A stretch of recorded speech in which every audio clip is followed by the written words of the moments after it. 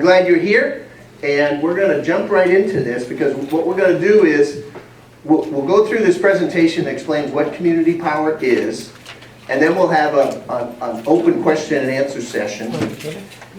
Yes? One basic question. I live north of 111. Does this impact the Eversource people also? Yes. Okay. Yes. That's, We didn't forget you. okay. We even have one of your bills here. Not your bill, but an Eversource. And so we'll do this. So we're going to run through this twice. We'll do this, and then at 11 we'll start again and go through the same thing. So people who come in late can sit in on the 11 o'clock version, and it's pretty basic. But this is very cool. So as we start, Stan, you good to go? This is the public hearing, the first public hearing / information session for Atkinson Community Power and the Atkinson Community Power Electric Aggregation Plan. I'll talk about this in a few minutes. This is the plan the public hearing is basically about. The state law says we have to do this.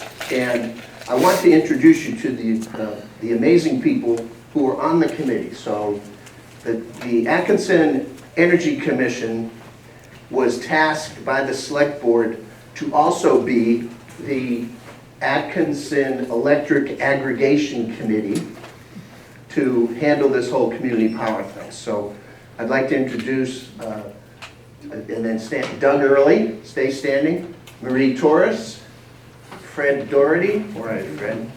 In the back. Mark Ellison, Stan Graziano is our projectionist. So Stan is recording this, and this will be on the town website next week, the recording of this public hearing. We'll also post this probably Monday. This entire presentation will be posted.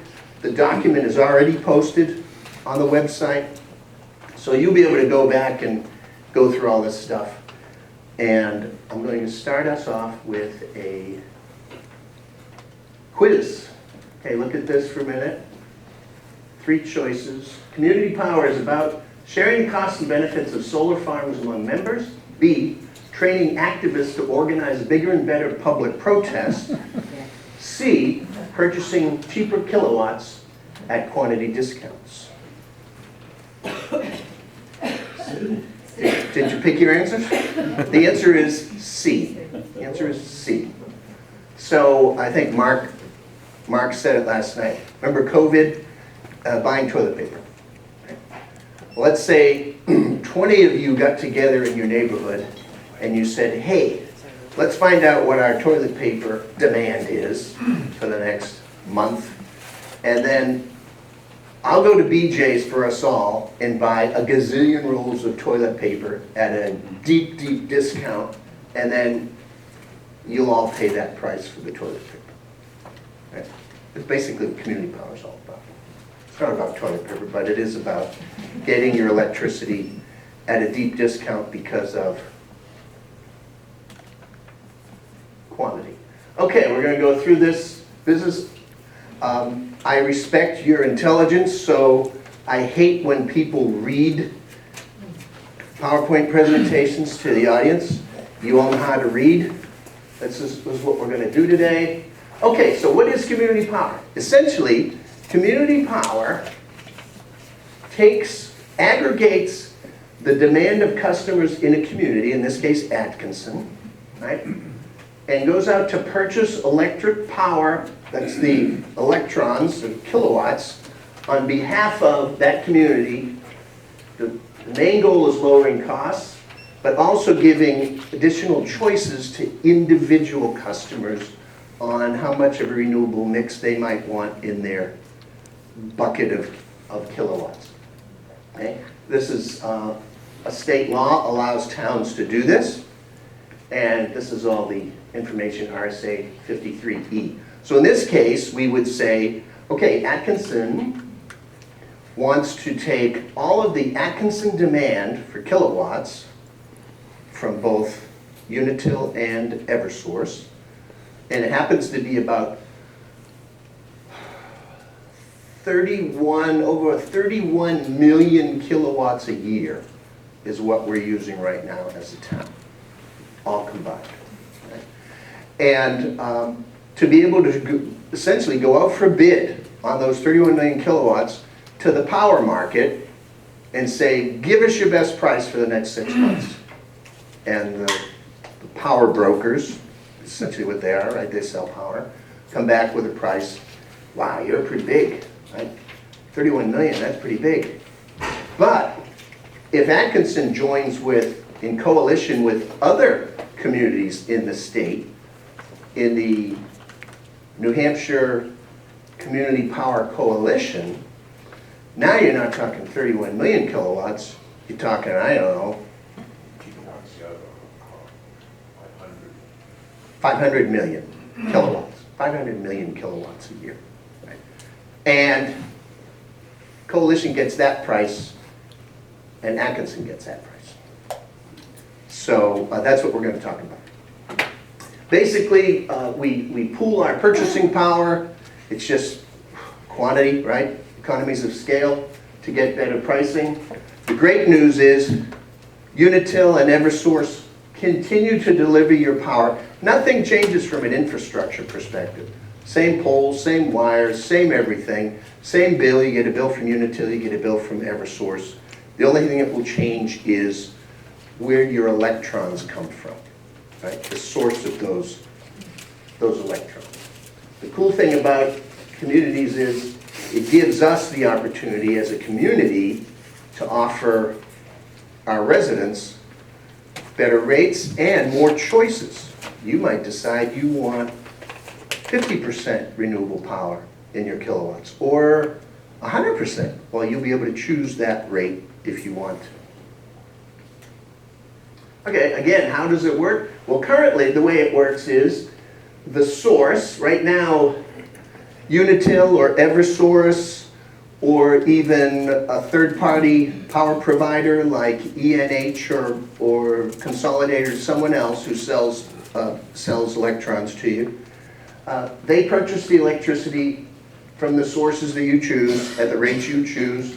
Unitil delivers it through their poles and wires and infrastructure. And then if we switch over, Atkinson Energy users will save money and then have different choices on what kind of rate they want to pay. What are the benefits? Local control. So we have a community power committee. If this goes forward, the committee will work with the select board and make recommendations on an ongoing basis to make sure that the goals of the program are met, that people are happy, and that we can maybe offer more services or other cool value-added things later on that Unitil, because of PUC rules, or Eversource, because of PUC rules, may not be able to. Right? Lower costs generally. Clean energy. You can choose if you want a greener mix of kilowatts, you can choose that mix. And then in the future, as part of the coalition, there's all kinds of ideas and new programs that the coalition is always coming up with that can add value to towns like ours and to users like you. The most important thing is, I'm going to get to use the pointer here. Ooh, look at that red. This is important. Community Power will only launch if it is able to, at launch, offer residential default rates that are lower than those offered by Unitil or Eversource. So if the voters in Atkinson vote next March to allow the select board to go ahead with community power, the program will only launch if the rates initially are lower than the default utilities right now. Okay, let's get into electric. How many of you brought an electric bill? All right, so pull out your electric bill for a minute. How many of you have Unitil electric bills? So the Unitil electric bill, and both have, this is one of mine, and I have 3 meters. I'm not a poster child for energy efficiency. I live in a 255-year-old house. Fred calls it the 12-room chimney, basically. And this is one of my meters, and this bill happened to be from the middle of July to the middle of August of this year. And you remember last winter, the winter rates for Unitil were, the kilowatts were 25.925 cents per kilowatt. You remember when those came out? And we all screamed, "Yeah!" Right? So half of my bill was on the old rate, and then it switched over to, was it August 1st, they switched over to the new 6-month rate, which was 13.257 cents per kilowatt. There's 2 sides of a Unitil bill. Let me jump over here. This side is the electric service. This is the poles and the wires and the distribution. This is the infrastructure and how Unitil gets power to your house. There's one charge that is fixed every month. That's the $16.22 customer charge. So even if I never used any electricity in a month, I'd still have to pay $16.22 for being a Unitil customer and all the overhead that goes into that, you know, the meter and all that business. Right? Everything else, even on this side, is based on how many kilowatts I use. So I used, in that month, I used 1,050 kilowatt hours. I have to pay a delivery charge per kilowatt hour, stranded cost charge per kilowatt hour. There's taxes, there's the system's benefits charge. You've ever heard of, maybe ever used New Hampshire Saves for rebates and things like that? Well, there's tiny little mils of a cent per kilowatt that we pay into the New Hampshire Saves program that goes into the New Hampshire Saves Bank, right? And that's where some of that money comes from that pays that dollar rebate. You used to pay your dollar rebate for when you bought an LED bulb or some such other thing. So on this side of the bill, nothing's going to change with community power. These are the fixed costs that the utilities are allowed to charge, and they have to charge. It's all regulated by the Public Utilities Commission, right? So in this month, my fixed costs were $109. But then over here is where we can change things. Over here is the electric supplier service. So the way state law works right now, a utility, all the utilities, Liberty, Eversource, Unitil, have to go out every 6 months to bid on power for their expected load for all of their customers.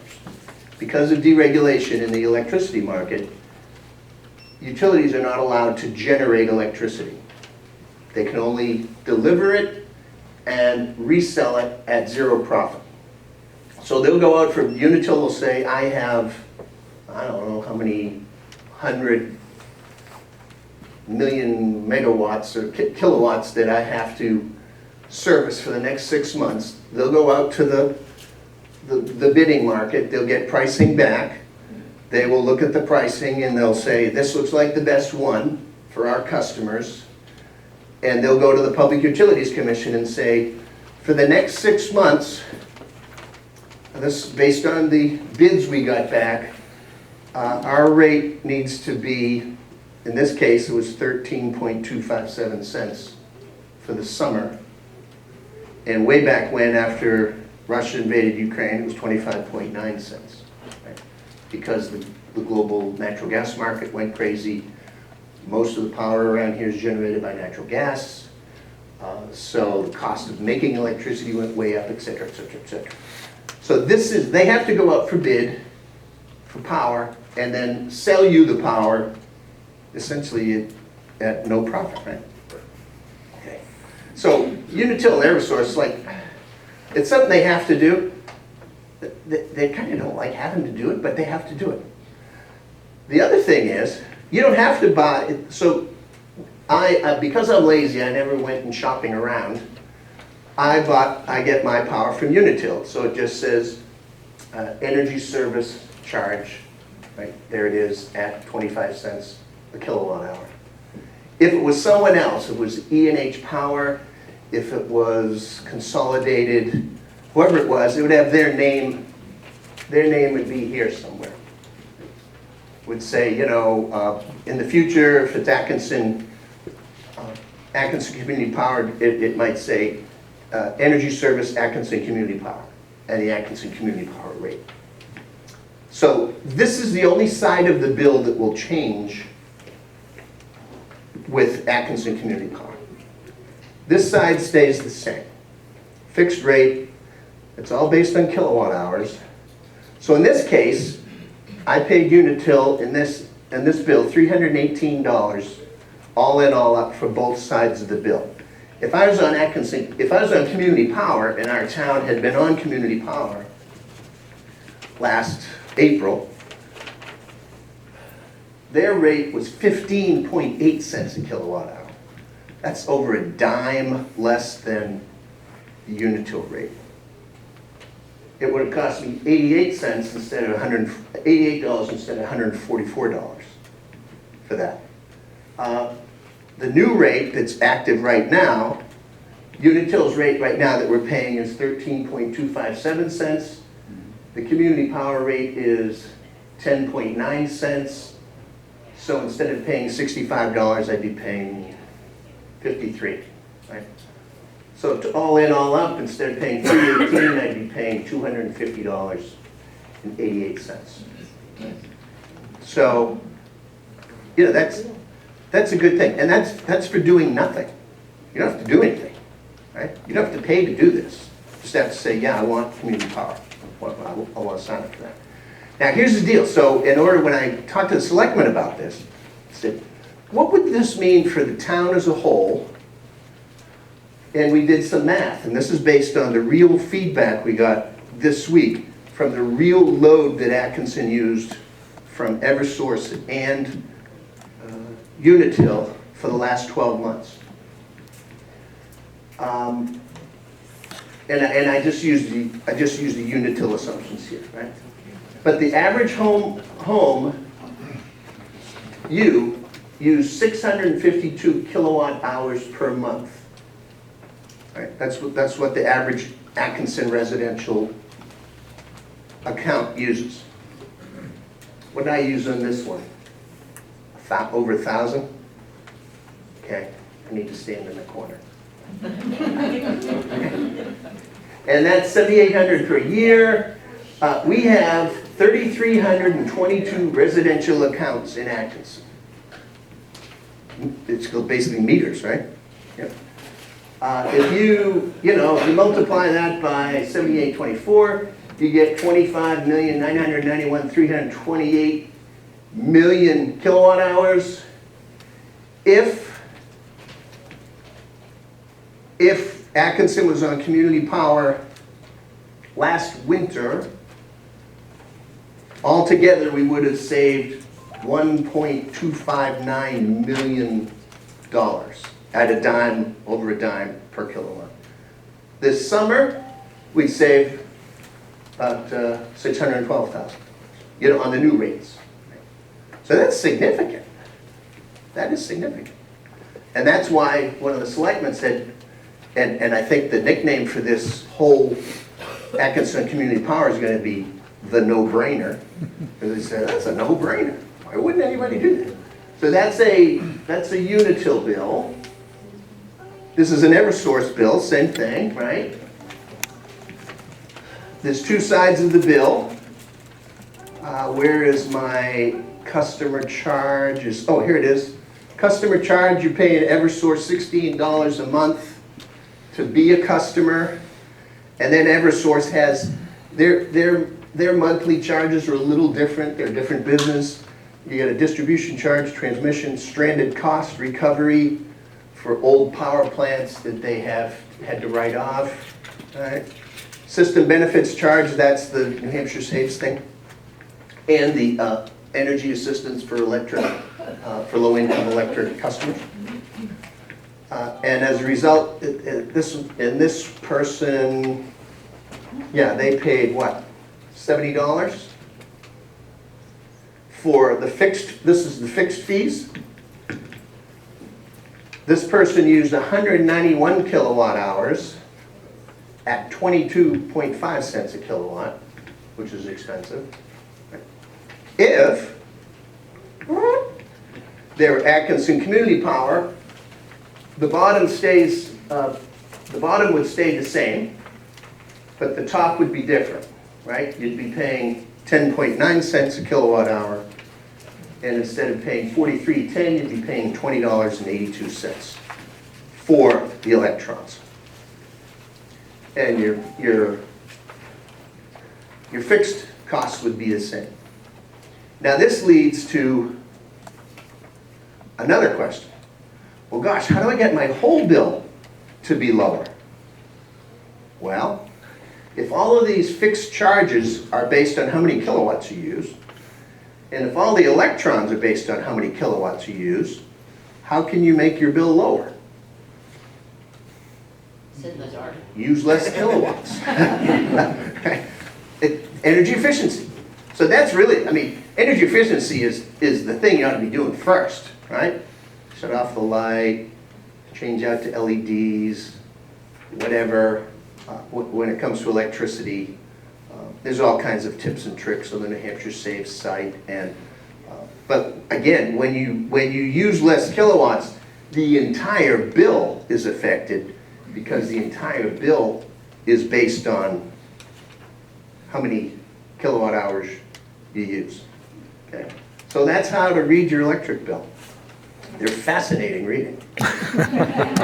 And some of our members, when we're done with the Q&A, you can, find one of our members we can go over and you can do, they can do a little calculate.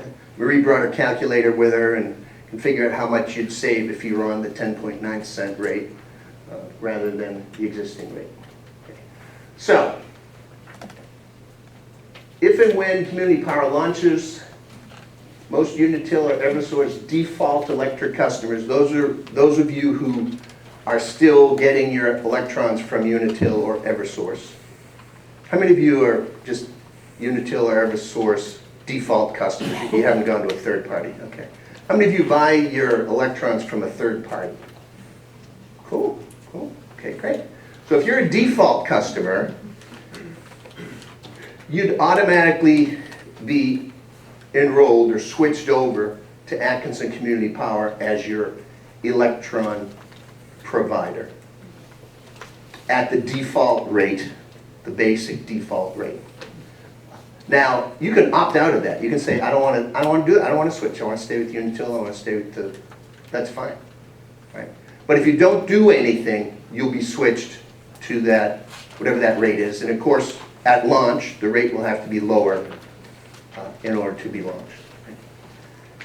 If you are a third-party supplier customer, you'll remain with that supplier unless you choose to opt in to Atkinson Community Power. So you have the choice. You're not going to be switched. It's not like the old days during deregulation of the telephone industry where all of a sudden people were slamming you and you got, how did I become a customer of, Joe Bag of Donuts long distance? I didn't, right? Because someone called you and said, got you to say yes to something, and they switched you, right? That's not going to happen. Okay. So if you're a third-party customer, you will stay with your third-party provider unless you opt in. If you're a default customer, you will be opted in automatically unless you decide to opt out. Okay? Community Power is self-funded. The rate that you pay pays for the electrons and pays for the programs to make those electrons get to you. This has nothing to do with the town budget. This has nothing to do with taxes. There's no taxes involved, there's no costs involved, there's no bonds involved. This is basically state law allowing towns to take advantage of pooled purchasing power. All right, so now, so that's what community power is. The electric aggregation plan.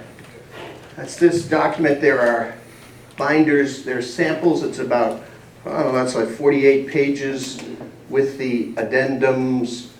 And it is, I mean, this is fascinating reading, right? Right, Andrew? Fascinating reading.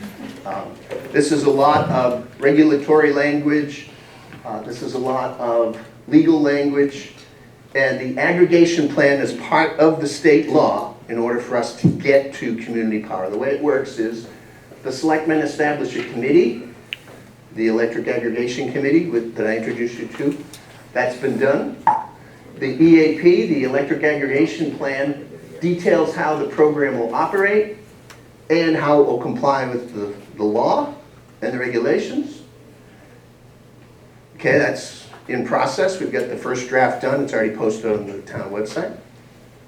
There will be 2 public hearings. This is the first one. Congratulations, you're part of history. And there'll be another one on the 14th at the community center, right, to educate the public about what is community power and to get feedback from the public. And if we decide after that second public hearing, the committee will get back together and say, is there anything in the plan that we need to tweak? Do we need to do a version 1.1 or a version 2.0? If so, we will complete that version, and then that version, before the middle of January, will be submitted to the New Hampshire State Public Utilities Commission, and they'll accept it, they'll hold it until they know the results of our election, at the middle of March. Right? What does the plan do? It in detail defines the goals and objectives of the program, defines how it's governed, how it's implemented, how customers get noticed, how customers enroll, what the customer options are, and then it obviously commits the municipality to follow the law. Right? What it does, it also includes things like how net metering will be provided. Is anybody here on net metering? Okay, we've got 1, 2 people. Okay, that you'll be able to answer those questions in our question and answer. Right?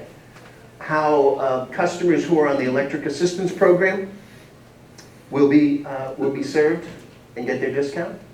Right? So that's all in there. That's all in there. The good news is the plan doesn't commit the town to do anything or doesn't impose any liability on taxpayers. What's in the plan?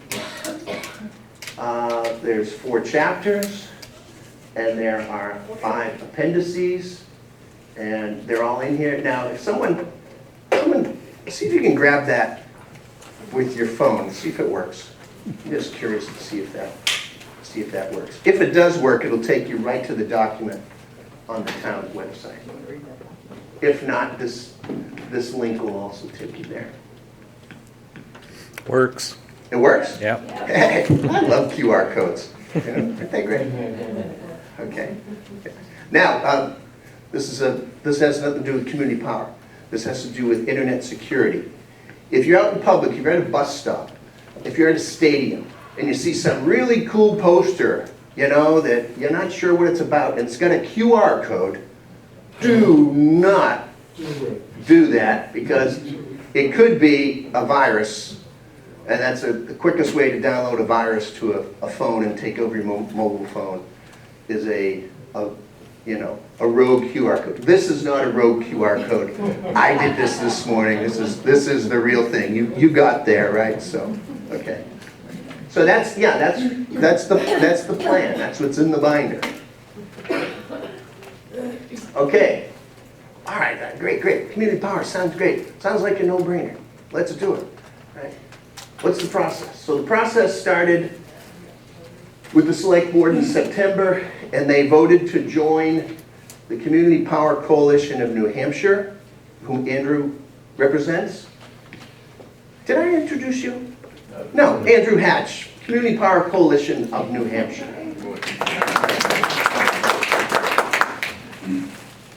He'll answer all the hard questions. And then the select board established a committee. They had the Atkinson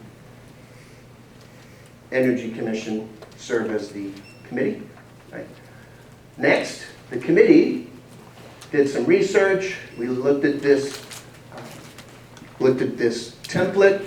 Now this template, by the way, of this 48-page template with all the legalese and all that, that template, we didn't write this from scratch. The part of being part of the Community Power Coalition New Hampshire is they've done all this work, they've done all this homework, and they provide member towns with templates where you just have to kind of customize it for your town. So this plan came as a template. We had to tweak a few things, put in some specifics for Atkinson, but thanks to the Community Power Coalition of New Hampshire to make it PUC-ish so that the PUC will accept it when it gets sent. So public hearings will be held today and next week. And then town meeting, there has to be, the voters have to say, yes, we want to do community power, so there will be a warrant article on the town meeting ballot on March 12th. If the town meeting voters vote yes, and it's just a simple majority, it authorizes the select board to contract for community power, but they don't have to. The select board could say, oh great, thanks, but we decided we don't want to do it, right? They can do that, yeah. Okay. But they can basically contract with a provider to sort of coordinate and provide community power, be it the Community Power Coalition of New Hampshire or be it some other third party, right? Our druthers would be its Community Power Coalition of New Hampshire for a bunch of reasons.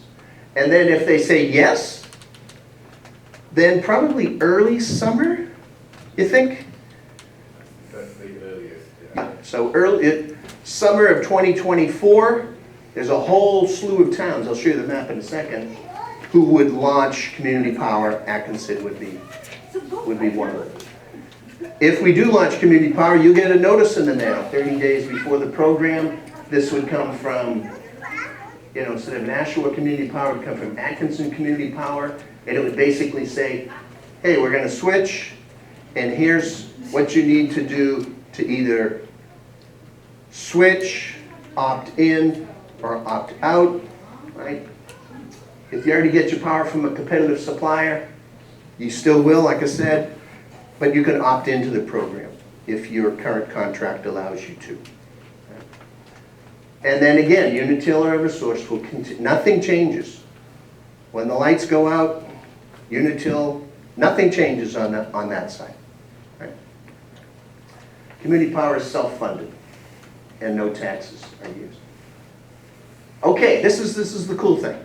So you get to choose. We're about to choose, and you get this thing in the mail, and you say, here are your rate choices. This is what's active right now. Here are your rate choices. If you're a default Unitil customer, the default rate is 13.267 right now. The default community power rate currently is 10.9 cents per kilowatt. The default rate for Eversource is 12.582 cents. Right? So Grant, if you do nothing, if you're a default customer of Unitil and you do nothing, you'll get switched to Granite Basic, because that's the default thing. But you say, by the way, this kilowatt these kilowatts have 23.4% renewable power in them. They're generated by renewable sources: wind, solar, hydro, et cetera, right? You say, well, basically, if you had a bunch of 4 marbles, 1 out of every 4 marbles would be the green one. Right? Granite Plus, you say, no, I want a little bit more renewable energy in my mix. You can pick Granite Plus, it's 33% renewable, and its rate is 11.3 cents. That's still cheaper than your default rate, right? If you want more green power. You can go up to 50. You say, I want to do the clean 50 at 12.3 cents. Cheaper than Unitil, still cheaper than Eversource. Or you say, no, I want 100%, it's just what I want to do, and you'd be paying 15.2 cents. But it's your choice. It's your choice. So you can choose which rate you want to pay. And you can always change. Say, you know, I don't like this clean 100, I want to go back to default. You can change it the next billing cycle, before the next billing cycle. Okay. But that's how it works. Those are the rates, you have rate choices. I'll tell you a little bit about the Community Power Coalition of New Hampshire. Andrew's the representative. And this changes almost weekly, doesn't it? How cool is this? Here's a map of the state. There's over 40 municipalities currently in the coalition. Just went up to 50, okay. Greater than 25% of the state's population. We're one of them, right? We're a member? Yeah. Okay. Now, this is what's exciting. Last March, did they launch?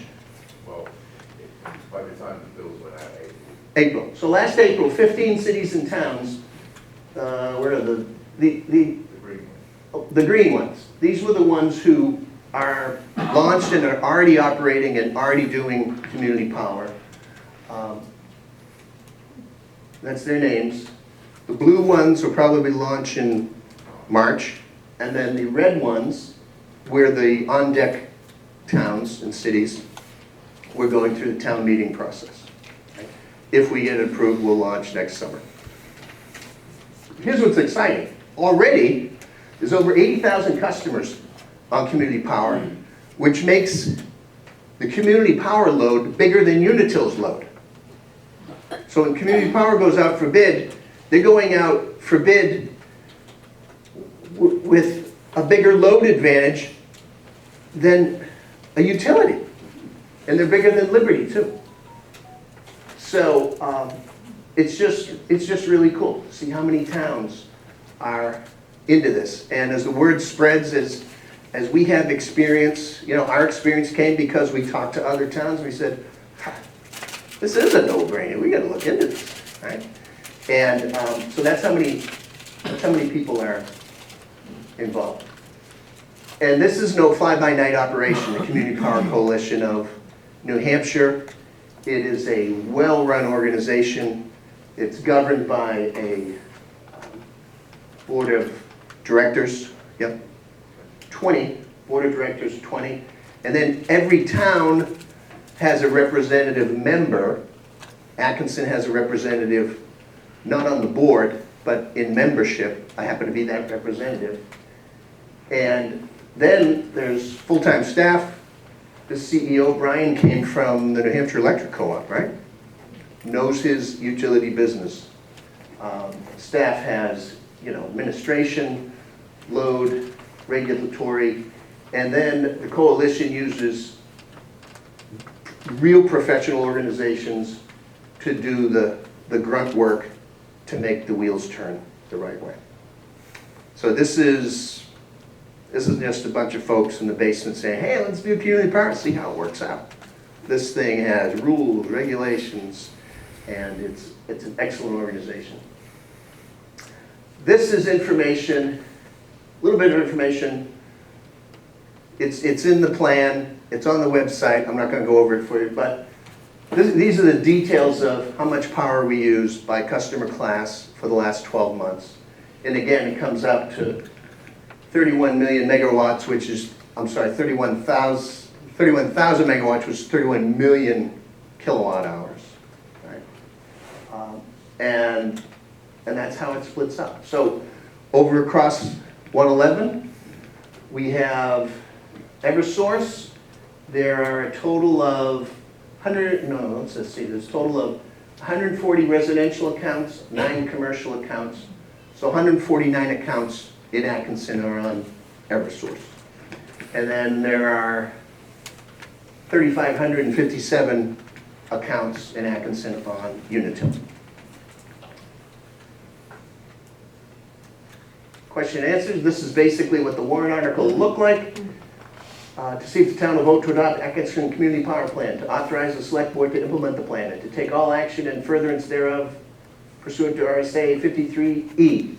The Atkinson Community Power Plan is an initiative to offer lower electric rates to residents. The plan will launch only if it can offer lower rates. Initial participation can be declined, and residents can opt out at any time in the future. Tax impact, none. If you want questions and answers, basically, this is a frequently asked questions, goes up to the coalition's facts page, and you can get it there. Okay, questions? Mr. Doug will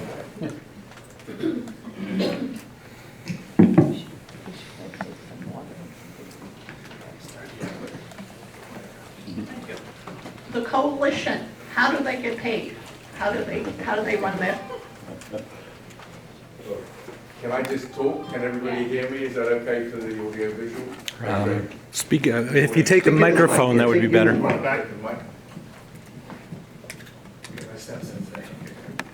Thanks, Doug. Well, firstly, thank you for a great presentation, Jim. I think he requires a round of applause rather than me.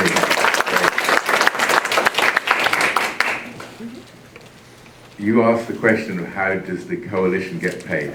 The coalition is a non-profit and it is a power procurement organization. So what we're responsible for is procuring power on an ongoing basis. And that is the difference between what the coalition does and how the utility operates. As Jim just said, they have 2 dates on the diary. Once every 6 months, they have to call brokers in the marketplace and secure the most advantageous price available on that day. Conversely, the coalition is working with, and Jim showed that slide of the vendors, Ascend Analytics are the folks that advise community power organizations across the country on strategy, buying long and short-term contracts, and working in a very sophisticated and complex marketplace in the manner that is most advantageous to customers. Because there's no profit motive for the utilities, they choose to take the least line of resistance and just do what they're mandatorily required to do. And it's luck, whether they find a good price or a bad price. You know, their luck ran out last year when the confluence of international issues caused those prices to spike to unprecedented levels. So the 10.9 cents, that's the current rate that's offered by the coalition, within that rate, there is the cost of those power procurement contracts. And I'm just talking in rough numbers, and these numbers vary through each 6-month period, but about 86% of that is the power procurement piece. About 3% is the cost of providing the services through the coalition. So the overhead the coalition is accruing in paying its staff members and folks, and also the cost of using the third-party power providers. And then there is a piece that, if we were a for-profit organization, would be profit. So it's around, the mathematicians may have already figured out 11%. But that, as I said, changes. So the answer to your question is that currently, because we're only servicing 80,000 customers right now, it's a 3% number. We won't have to add more staff to accommodate new members. And as the customer base grows, that percentage is actually probably going to get lower. The 11% is what I find very interesting, what we call community reserves. And those reserves have multiple reasons for existence. The most important one is price stability. So if you can imagine that the utilities are purchasing on these dates certain, And in fact, Unitil procured its power and I think announced its rates on the 28th of November. Those rates are something that is what we know about ahead of deciding our rates. So we're tracking to those 6 month periods, and so the rates will change at the 1st of February. The coalition will announce its rates at the end of December. And the folks on the risk management committees, the finance committees, the governance committees, board of directors, the executive committee, they're all meeting. We have a very heavy schedule over the holidays, unfortunately. And what they're figuring out is what's the best price for our customers and what is the most, what's the mix in terms of putting money back into reserves. How can we service our customers but protect the interests of the growth of the coalition? And this is what's really important, because those reserves are assigned, and if you can imagine a pie, and Atkinson has launched Community Power, there's a slice of those reserves assigned to the folks in Atkinson. And they will grow over time. And that's where some of the very interesting ideas about creative programs, that's how they're going to get funded. But again, I'll just reiterate, the primary goal is to make sure that if this cycle coincided with a particularly advantageous date for the utilities, the boards could meet and decide to expend some of those reserves to make sure that we still maintain the rate below the prevailing default rate. There is no guarantee other than to launch that you will always have a rate lower than the utility. But just think about it. It's very much in the interest of the coalition that we achieve that every time, because you can opt out at any time. And that is not good for the coalition's purchasing power. So we're never, predicting a future where things can't happen. But we are preparing for that future by having those resources at our disposal. Hopefully I didn't get into the weeds too far and I confused you completely, but that's the big picture on how a non-profit is working in a different way to a for-profit organization. Yes, ma'am. Can Atkinson as a town opt out at any time? Should we have another global upset like we did and Can you repeat the question? Yeah, so the lady was asking, can Atkinson as a town opt out? And I just want to be clear, do you mean as a municipality, as a customer of Unitil? Yeah, okay, because there's two yeses to that question. The yes to the question you're asking is, I'm not even sure what Atkinson as a municipality does to procure its power today. I'm not sure if it buys it on default. It's not uncommon for a municipality to have a third-party provider. We do. They do. So actually what would happen if the town of Atkinson launches Community Power is that the municipal buildings in the town of Atkinson would not have automatically be enrolled in Atkinson Community Power. It would down to the town government to decide whether that's advantageous on behalf of the town. I think that's an important point.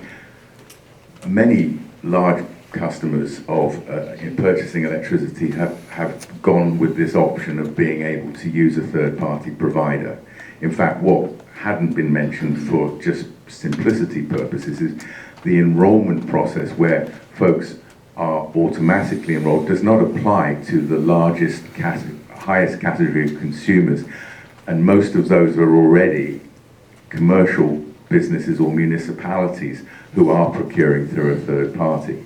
It is a conversation on a one-on-one basis as whether to opt in or otherwise. So that's the answer to the Atkinson Town question. The Atkinson Community Power program could also step out as a group of CPC&H, and going back to the little pie slice of reserves, that's why we account for reserves community by community, because subject to certain terms and conditions, that money is Atkinson's and could be refunded to the ratepayers if Atkinson stepped out of the whole program. We hope that will never happen, but it's in the rules of engagement and part of how our policies are, looking at all eventualities. We're in a long game here. We're just getting started. We're serving, as Jim said, 80,000 customers. Once those blue ones launch in March, that's going to double. The red ones, I haven't even done the math yet, and we'll have to see how many people can actually get through town meeting and be ready to launch in the summer. But this is growing very fast. Just the initial launch at the earlier part of the year has generated $10 million in savings and $10 million in reserves. So this is growing very fast. I'm conscious of who's on. This gentleman had his hand up, I think, a couple of times before. We'll get to the folks in the back. Doug's going to take the mic today. We need the mic so we can hear it on the website. Will the amount in reserve be public, so we'll be able to see what Atkinson has as part of the reserve pool? And also, because this is a nonprofit, are all the salaries and overhead, is that public knowledge as well, or will that be posted? So we can see and monitor if there's a growth in overhead costs?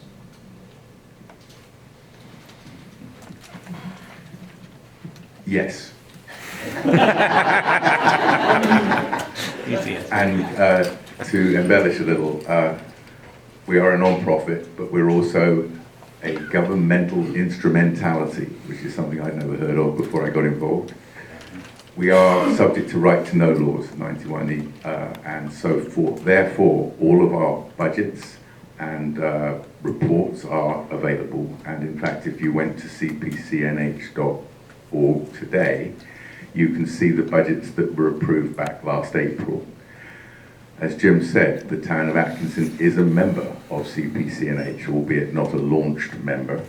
And we'll be having our annual general meeting in April, and that's when the new slate of officers will be voted in. And one important point to bear in mind is there's no difference between a small town and a large city. One member, one vote.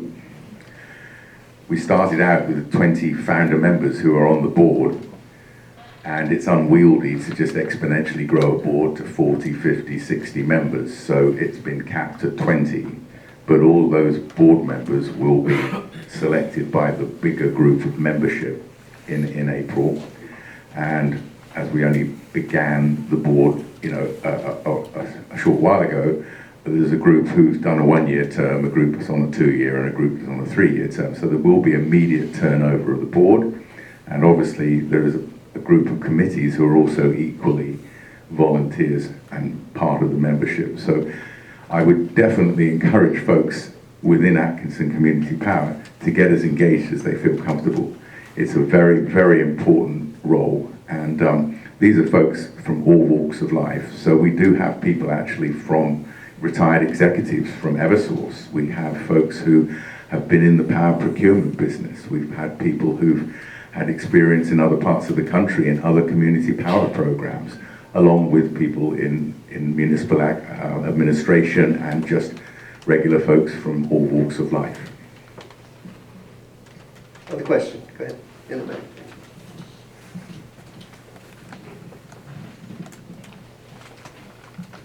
Thank you. This is a question actually for the town moderator. Is this warrant article open for debate and discussion and perhaps amendment at the deliberative session? Or is it a warrant article being handled similar to zoning articles, which are not discussed or debated or amended at deliberative? And if the second is the case, you should make it very clear that the public hearing coming up in a week or so is it for getting input from the public. Good question, Paul. I've got a mic here. Good question, Paul. Yes, it's a quasi-tweakable article. It's not one that's mixed in stone. The first half, up until RSA 53E, can't be changed. Right? The second half, the explanation can be changed.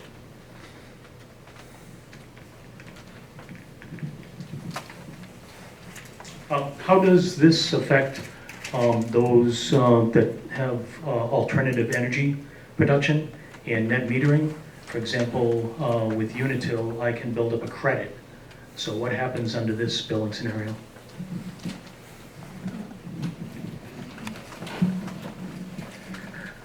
Thank you for that question. It's a very important component.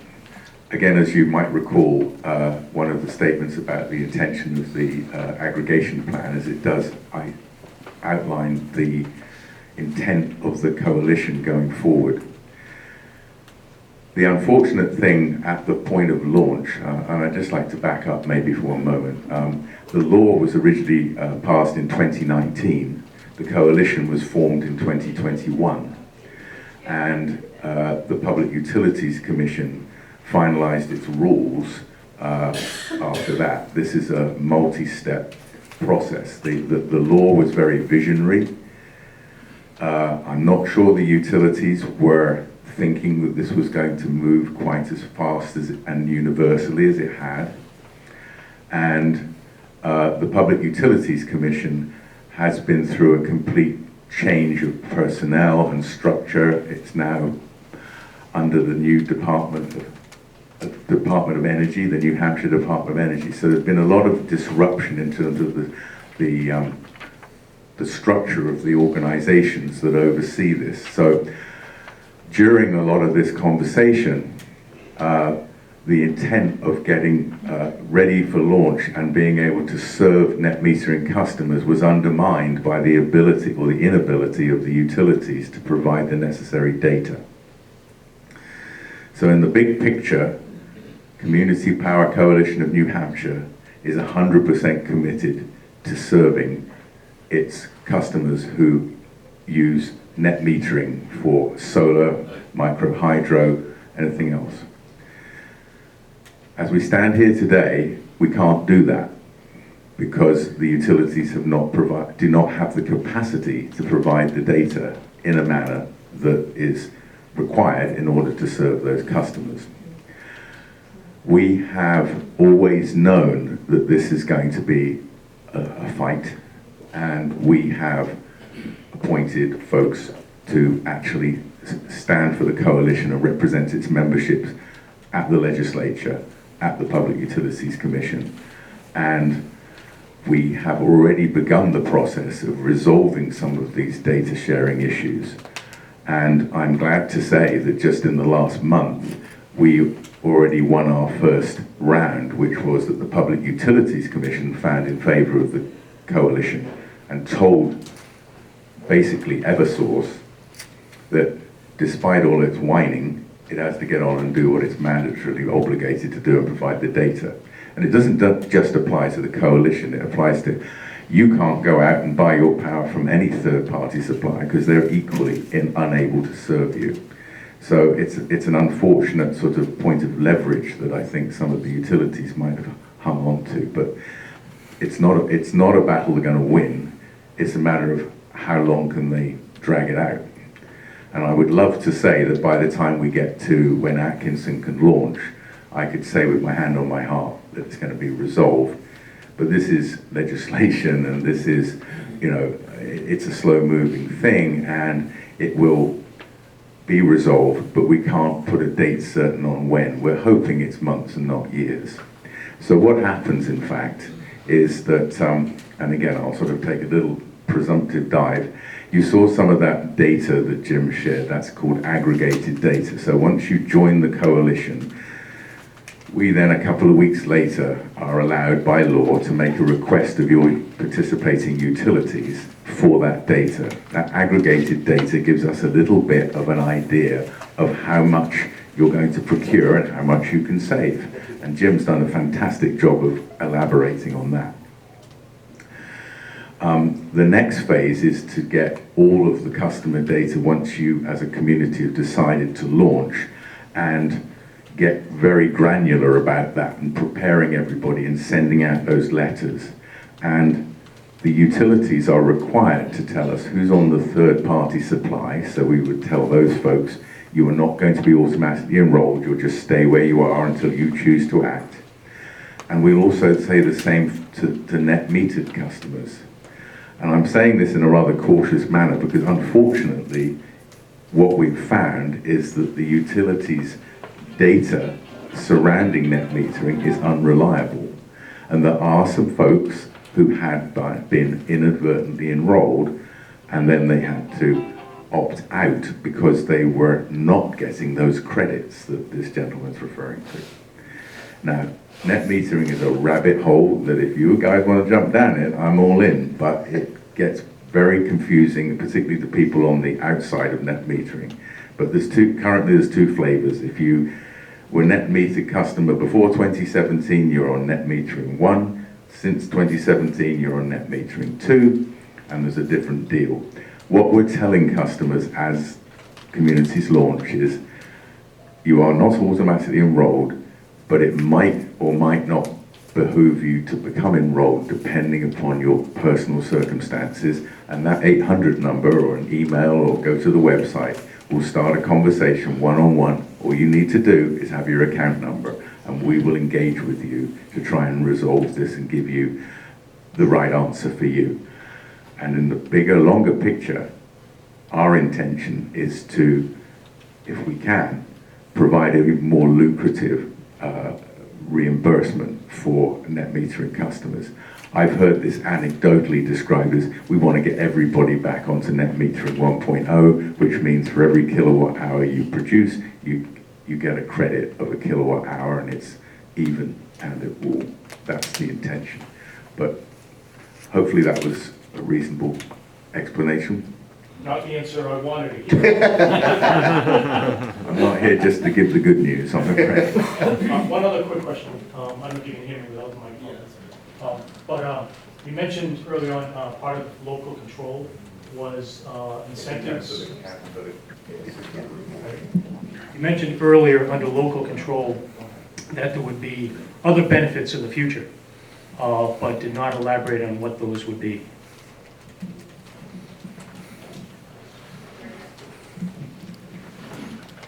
You've got to walk before you can run. You've got to accrue reserves before you can spend them or allocate them. But with that caveat, the kind of things we're talking about, time of use rates. So many of you probably heard about that. In many other states, customers today can be cognizant of their usage profile, and they can, if they choose, set their electric consuming devices to operate at a more advantageous time of day or night and save money. It's interesting, we're in Unitil territory right now. I used to have a business in Concord, and I was a Unitil customer. I live out on the western side of the state. I'm now Eversource personally on my own net metering side, but I remember the meter getting changed out. Somebody probably here will tell me when did that happen. It's just one day I walked out the back of it, the meter's changed. I'm sure it was 2010 or something that long ago. Well, Unitil invested in sophisticated metering. It just never used it. So they spent millions of dollars of your money putting in meters, and then they've never actually got around to leveraging those meters. In Eversource territory, they didn't bother to put the meters in. So what's going to happen over time is that something has to happen. And one of the ideas or the concepts that the coalition has written into its rules is that we can operate meters, we can read meters, and leverage those meters to do the work that will benefit the customers. There's no profit motive to Unitil or Eversource to do this, and that's why it hasn't happened. So that's one small idea. Community power is not a new idea.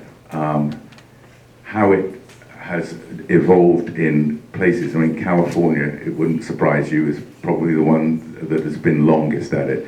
And in the area of Marin County, which is actually, I think, geographically larger than New Hampshire, but they have been doing it for 20 years. They have $1.2 billion in reserves. They have been responsible for providing the fund, not the funding in terms of putting out dollars, but the commitments to developers for solar and other renewable energy to buy offtake agreements up to 20 years. So they've got the clout to do that. But the other really neat stuff is much more granular. They are offering interest-free loans to folks to improve the energy efficiency of their homes. They're getting into energy efficiency and helping their customers to reduce their energy consumption. All of that kind of stuff's in play. But the last thing I want to say about that, it's all down to Atkinson. It's not the Community Power Coalition telling Atkinson what it wants to do. The coalition's rules and concept is meant to be as broad-based and as encompassing as anything. But I assure you, I go to some very conservative towns that don't even want to go there on clean energy. And I've been asked, well, why would we want to join the coalition? I said, well, to save your ratepayers money. If you do that and nothing else, good on you. And so I just want to put that out there because it's very much your plan and very much your idea of what you want to do with it. What we can do with it right now is save people money. What we can do with it in 10 years' time, I'm very, very excited about, but I can only dream.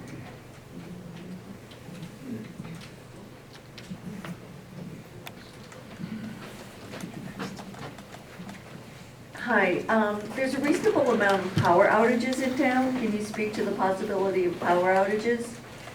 There's no difference. Yes. Community Power will have nothing to do with that.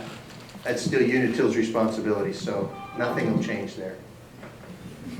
But Andrew's got something. There's one line going up. But there you go. So, the other day I was at another public hearing, and that conversation was started, and then the presenter introduced, so what about microgrids? And I'm, okay, and we've got our hydro down there. Why can't we ring fence our community with a microgrid and only depend upon Eversource when we need it, when we're not providing our own local power? There's a resilience answer from a longer term vision perspective that could change outages.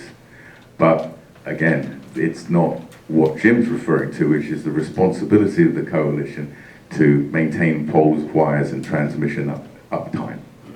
Would we possibly have some solar panels placed? I mean, Right, if yeah. residents wanted to have some solar Yeah. panels and could accommodate it, would that help? Yeah. So the lady's saying, would solar panels, and what I'm hearing from you is, could Atkinson Community Power initiate a local clean energy development like solar power?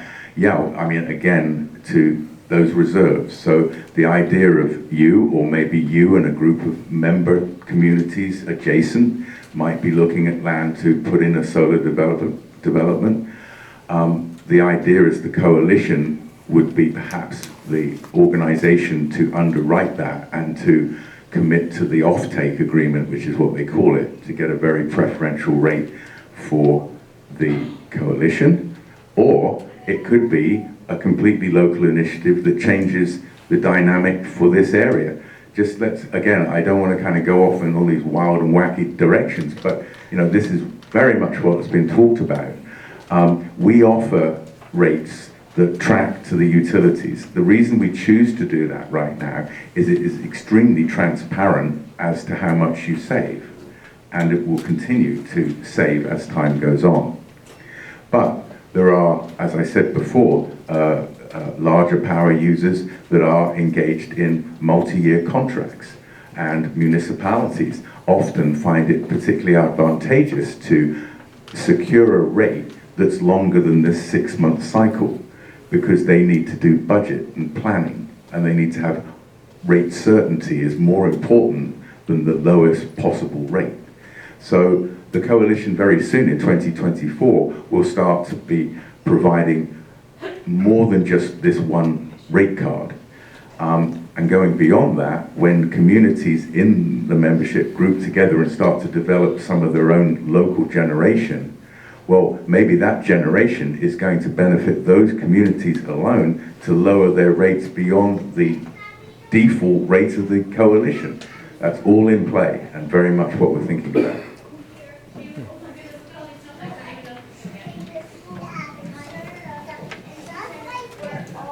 A follow-up on the power outage. Up in the Eversource land, we're a part of Hampstead with the power. Now, I don't see Hampstead on any of those lists that's going with the system. So why wouldn't Eversource say, I'm going to take care of my Eversource customers that buy my power, and these people who have no power, you know, they're lower on the list for getting your power back on. There's not making money on that. It's a pass-through. If they were ever caught doing that, they wouldn't last long as a utility in New Hampshire because it's against the rules. But other than that, let's go back to the fact that they don't have a profit motive for anybody. Their default power customers are as important to them as their third-party provider customers are, because everybody has to pay for the transmission and reliability, and they are mandated to treat everybody equally. And also, you know, a line is a line that, you know, truncates someplace. I'm not quite sure, I don't know enough about how utilities operate in between themselves. I know that, you know, the electric co-op, for example, does serve in my town some remote pieces in the back, and clearly they couldn't get the power to go to them unless it went through Eversource territory. So there's all sorts of sort of arcane conversations, but I would just say I would see no benefit to the utility to punish you for joining community power, and they don't benefit in the first place. So I'm Yeah, not Kate, sure. Unitil and Eversource, remember, they don't make any money on the electrons. They have to buy them for 12.2 cents, and they sell them to you for 12.2 cents. For them, it's a pain in the neck. So, The people they're buying it from are the ones that are pocketing the profits, yeah. and those are the reserves that the coalition is using on your behalf. So currently, we have many choices for a third-party provider. I mean, I don't know how many we have, at least 10. I've used probably 3 different ones. So you're essentially, or Community Power is essentially, look at it as another third-party provider, right? So over time, what impact do you see it might having on the competition? Will competition go away because now you are the lowest electricity provider?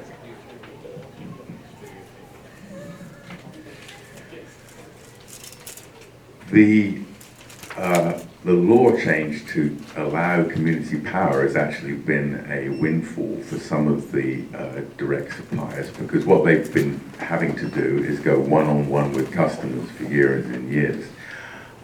Most of those suppliers' focus have been on serving the larger power users because the effort that's involved to enroll them isn't worth it to do it one by one. Often the folks who are offering rates to residential and small business customers are looking at community aggregation and in fact inserting themselves into the conversation and enrolling a sort of version of community power.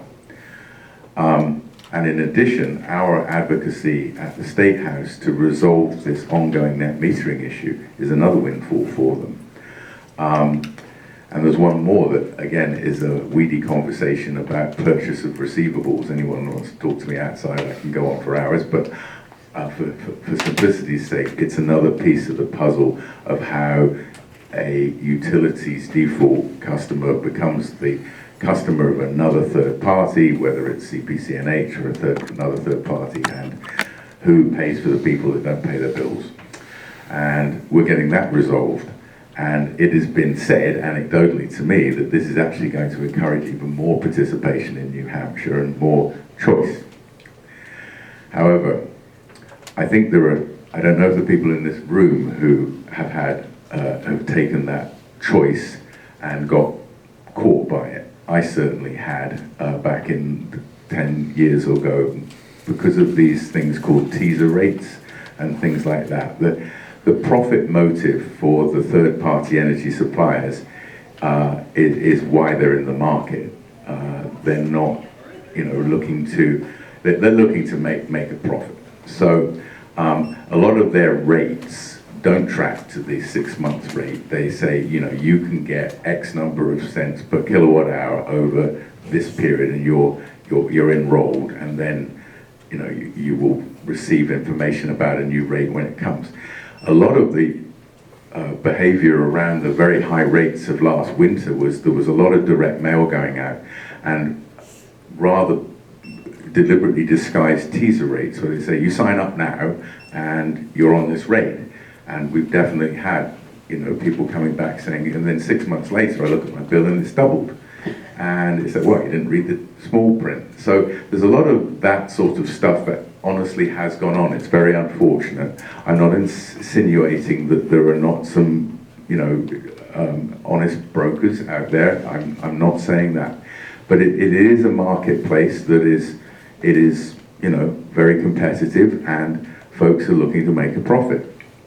So I hope that given that we are a non-profit with that reserve and with the interest and with the buying power of so many customers in New Hampshire, that we will, just through those practices, be able to undercut those rates and make it very compelling. But don't forget, if Atkinson Community Power launches, that opt-out option is twofold. You can opt back to Eversource or Unitil, or you can opt out to any of these other third parties. They are, and always have been, published on what is now the New Hampshire Department of Energy website. They are there. They have been there for 30 years. And no disrespect, but most of you have done nothing. And that wasn't the intention of the law. The law in deregulation 30 years ago is an abject failure. And that's why we're standing here today with an opt-out program. Because when we started to talk in 2019, I remember a lady, this was down in the state offices in Concord, and she was from Newton, Massachusetts, and she said, if you don't remember anything about what I'm telling you about community power in Massachusetts, then this: if you don't make it opt out, it won't work. And that's how we got the law changed, and you could have knocked me down with a feather when that happened, and it's a fantastic thing. Now I have some people that tell me, who are you to tell me what to do? Who's Atkinson telling me who I use? We don't like being told what to do in New Hampshire, do we? Well, I'll say, sir, you are absolutely entitled not to save yourself money, but just do a favor to your neighbor who may be on a very, very tight budget. Would you want to stop them saving some money, sir? That's what you need to think about. And at the end of the day, you're on a default power right now, and you're just going to another default power. So what's the diff? That's what I want you to bear in mind, because it will come up at town meeting. It will come up during deliberative session. People don't, and it's a fair comment, and I don't want to be trite about this, but don't think you're being pushed into something. You're really just supplanting local control from what you have no control over or choice in Eversource. You can't call Eversource and say, I'd like 100% power. They say, well, opt out and go to Community Power Coalition in New Hampshire then.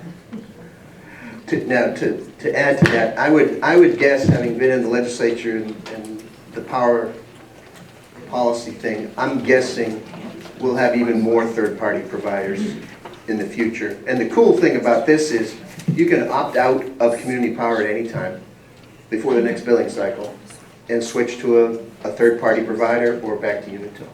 But why would we, if you're the lowest rate in the room, how do you compete? How are you going to get more competition if you're the lowest rate? That's not your problem, is it? I'll repeat the question. So how can we get the lowest rate? Well, therein is the apples and the oranges.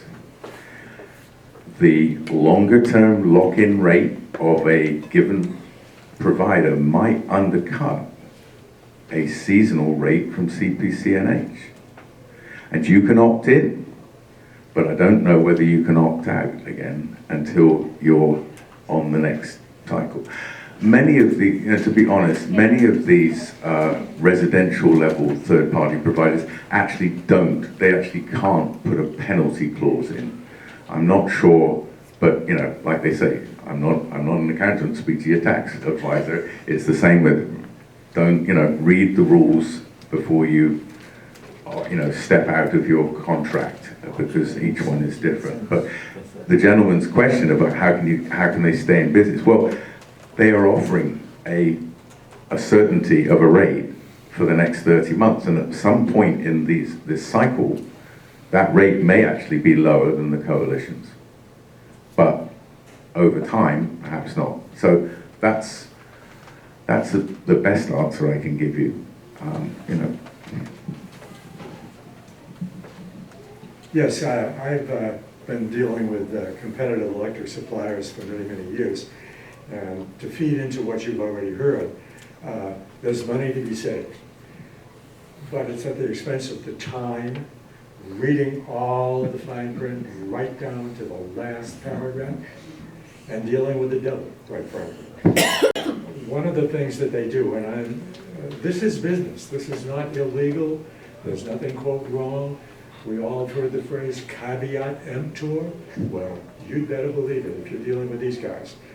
One of the things that they'll do is they will tell you that they will notify you 2 months before your contract is up, so that you can then take action. If you were to look this up on the internet, by supplier, be it American Electric Power, I'm not sure ENH was on the bad list, but you will find many, many people that said that they were never advised. Perhaps that's true, perhaps it went to the wrong mailbox or junk mail, whatever. But if you don't do that, what they usually will do, not usually, they always will do, is default you to a variable rate. And if, I actually read all the fine print, and what you'll find is that in their contractual agreement that you have agreed to when you first did business with them, that their variable rate it'll be next billing cycle, or when we're going to do it, or how long it's going to take. Bottom line, I was fortunate enough to be paying 15 cents when most people in Atkinson were paying 25.9. But it wasn't without cost. It wasn't without reading all of the fine print. And to me, this has been an absolute no-brainer for the several years that other towns that I have looked at are in the program and we're not. They show up just like everybody else on the government New Hampshire website, where you can do your competitive shopping today, right now. I've got a computer with me, you can look it up. And you're gonna find that, well, I've always found they're always the lowest, but I couldn't go with them, right? Anyway, I can't wait, folks. It's so easy to not do anything, and you've got good people taking care of us that are gonna get us the best deal in town, with the future possibility of a lot of things that many of us are interested in, green power, whatever. It's the best thing since sliced bread.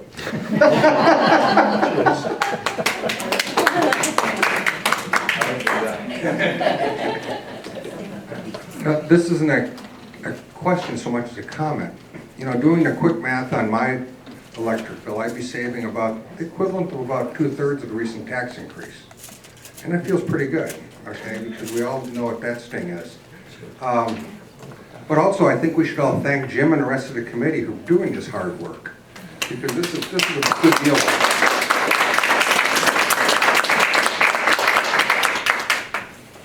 Yes. I'm coming.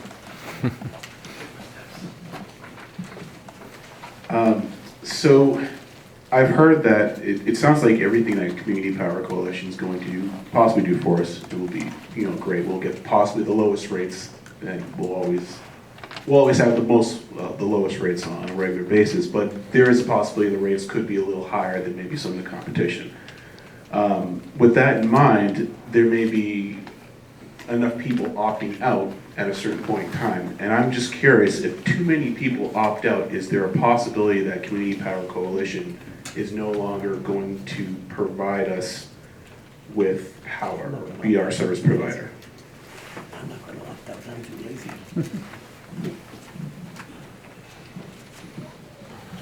I've done nothing, just get,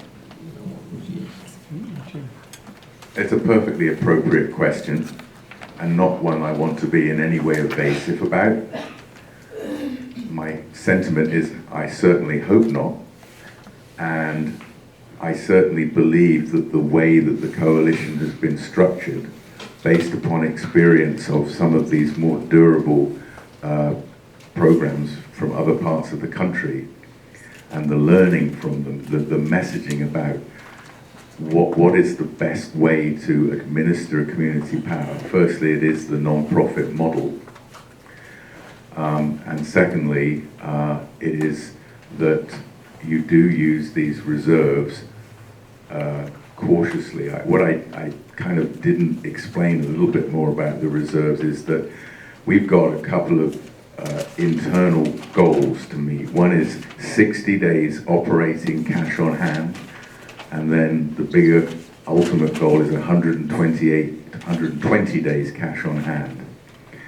When we get to that point, we can take steps to be able to procure power at the most advantageous rates for our customers, because we've built up that credit worthiness that puts us in that category. There's a lot of sort of acronyms that you really don't need to worry yourself about, but that's the goal, and that 128 days of cash on hand is way, way beyond anything that's required in municipal funds and so forth. It makes us extremely robust, and those reserves are those reserves that we're talking about to make sure that future possibility is as minimal as possible. There are, again, within all of the rules and regulations, a number of what you want to call sort of doomsday scenario obligations of the coalition to understand that for some external reason that I can't sort of point to today, but possibly might happen, and we have to fold the coalition, how we would make a orderly exit. And the most facetious thing I can say is you'll just opt back to being the default customer of Eversource like you always were. So, and not joking apart, but that's what the intention of the default rate was 30 years ago, that we would have all gone out and got our third-party profit. I didn't lose a whole boatload of money, but it just didn't pencil out for me that well. So we can't, with all hands on heart, say we can see every eventuality, but that's my best answer to you, that we're going to do everything in our power, excuse the pun, to make sure that we're robust and protect ourselves from any eventuality going down the road. But if the worst were to happen, there's an orderly exit strategy that will not affect the town of Atkinson or any of its residents. Andrew, I have a follow-up question. The towns and people who have already come on board, those over 80,000, if you know, in those towns, do you know what percentage of default utility customers opted out when the switch happened? Yes, we have a tracking of all activities at a municipal level, so we will know about how many people were enrolled, what the percentage were, how many people decided to opt out before the program launched, and then what the behavior of the folks have been after program launch. And we report that at least back to members on a quarterly basis, but we're tracking it on an ongoing basis. We have the Calpine is one of the organizations that we contract with, and they are doing this for many other coalitions around the country, and they've got all this database information all in place, and so we're getting the information from them. The answer to Jim's question is opting out is under 0.5% across the 80,000 customers.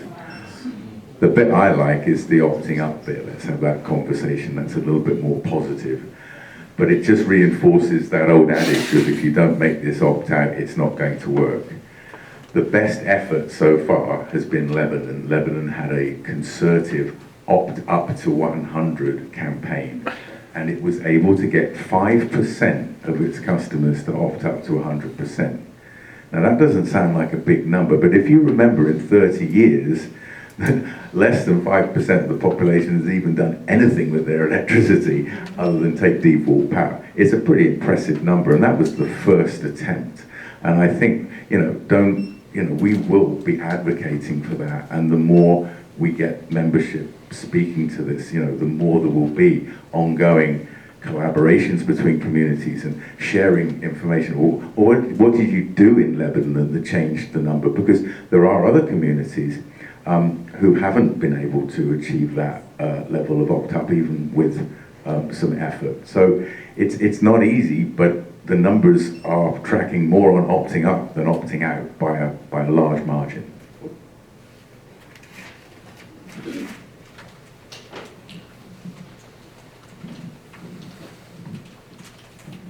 Have there been any communities that refuse to pass this? And if so, because I'm all in, and I've gone a third power route myself, and I'm very interested in this, but I want to know what can we do? Sonny Sullivan, over on the other side of the state. So, if I got the part of your question clear in my mind, obviously the way that community power is structured right now is that folks have to be in a participating community who've launched in order to be able to opt in or be enrolled into community power. I get a lot of inquiries coming into the coalition saying, well, how can I be on community power? And I normally just have to turn to them and say, well, speak to your Board of Selectmen and tell them you want in. But you have to go through the process. In Cheshire County, Cheshire County is the first county model to launch community power. And that just came online a month ago. And going back to that slide of the participating towns, are you able to go there? I can, yes. You'll see we're actually in the middle here of enrollment in Cheshire County, and Dublin, Fitzwilliam and Nelson signed up through Cheshire County. So Cheshire County is the member of CPCNH, and then those communities have a representative on the Cheshire County Community Power Group. So they sort of are delegates to a delegate. So it's one removed, but they avail those communities of community power without going to town meeting and only requiring a vote of the select board or the governing body. They don't get to write their own energy aggregation plan. They don't accrue their own reserves in the same way, but it's much less of a heavy lift. But wait, there's more. So the bit about the enrollment of Cheshire County into the program is that anybody in Cheshire County, irrespective of whether their municipality is a member of community power or has even launched community power through Cheshire County, can opt in.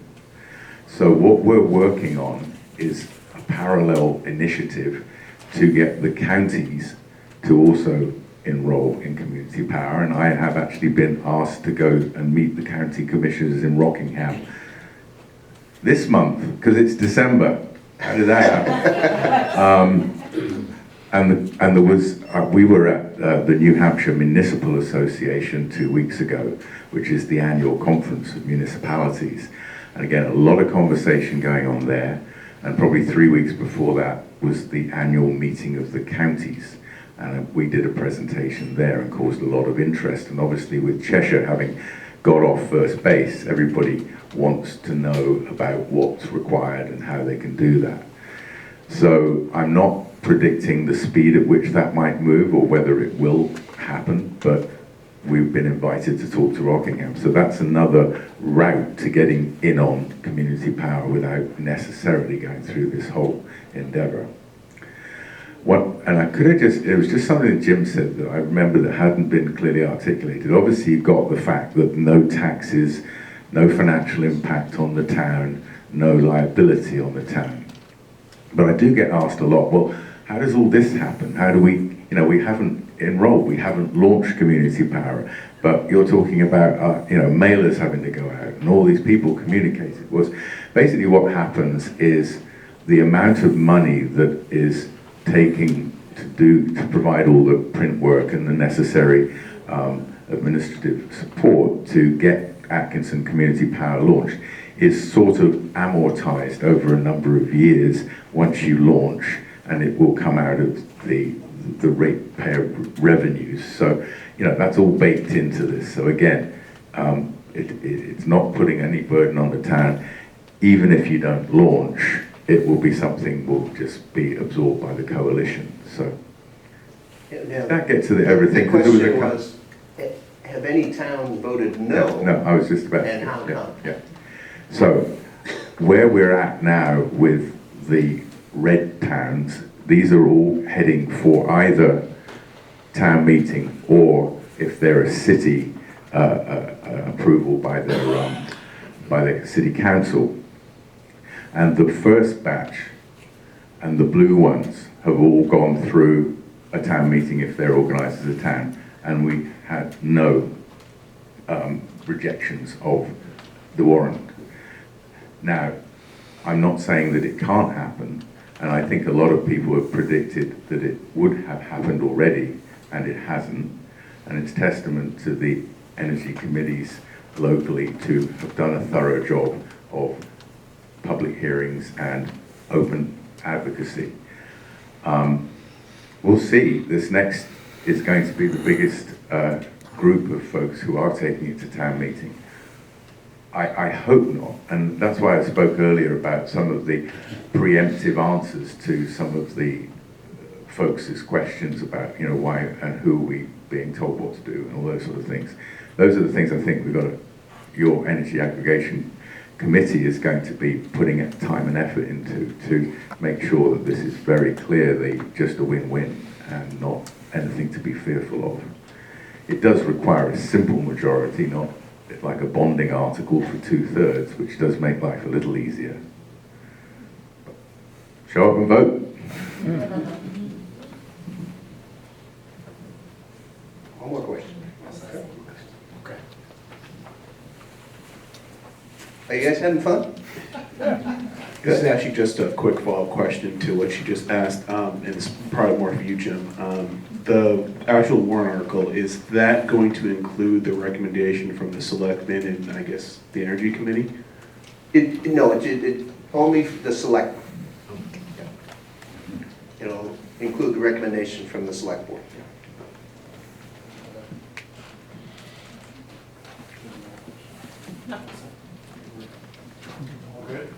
Okay, we're good with questions, and I think, let me officially thank, amen for Andrew showing up here today.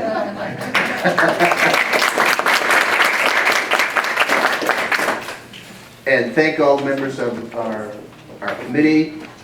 Hang around, chat, whatever you like. This is the official end of the public hearing info session.